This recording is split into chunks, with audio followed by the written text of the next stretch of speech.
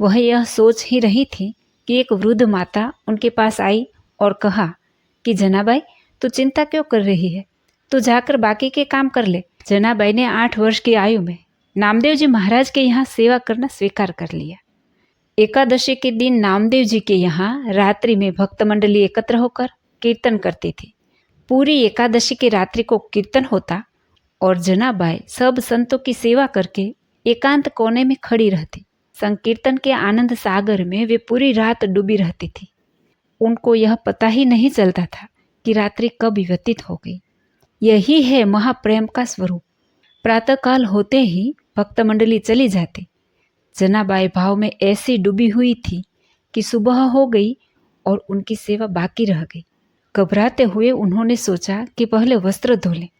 जब वह चंद्रभागा नदी के पास पहुंची तो उनके मन में बहुत सी चिंताएं एक साथ आने लगी।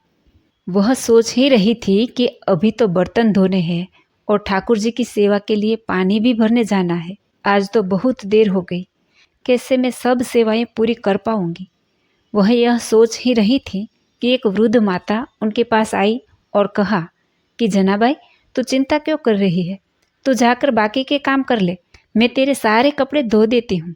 जनाबाई ने कहा कि आप मेरा काम क्यों करेगी। वृद्धा ने कहा, मैं सच्ची सफाई और धुलाई करना जानती हूँ। जो कपड़े मैं एक बार धोती हूँ वह दोबारा गंदा नहीं होते। जनाबाई समझ नहीं पाई। बुढ़िया ने प्रेम से कहा कि तू चिंता मत कर, तू मेरे जैसे कपड़े साफ नहीं कर सकते। जनाबाई ने कहा कि अब मुझे तत्काल नामदेव जी के घर जाना होगा क्योंकि मैंने बर्तन नहीं धोए। वो यह कहकर और कपड़े वहीं नदी के किनारे छोड़कर चली गई। जनाबाई बर्तन धोकर और जल भरकर वापस आई तो उन्होंने देखा कि उन माता ने सब कपड़े धोकर सुखा दिए थे। जनाबाई ने देखा कि सारे कपड़े एकदम साफ हो गए थे। जनाबाई ने हाथ जोड़कर कहा कि आप जैसा उदार तो मुझे जीवन में कोई नहीं मिला। जनाबाई ने बोला कि मैं आपका बहुत आभार मानती हूँ।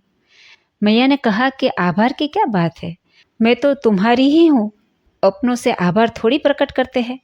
ऐसा कहकर मुस्कुराते हुए वह वृद्धा माई वहाँ से चली। जाते जाते उन्होंने कहा, अगर कभी भी ज़रूरत हो तो मुझे याद कर लेना। तुम जब याद करोगी तो मैं तुम्हारी सेवा के लिए उपस्थित हो जाऊंगी। जनाबाई भाव में डूब गई क्योंकि उस वृद्धा की मुस्कुराहट ने उनके हृदय में आनंद का वर्धन किया।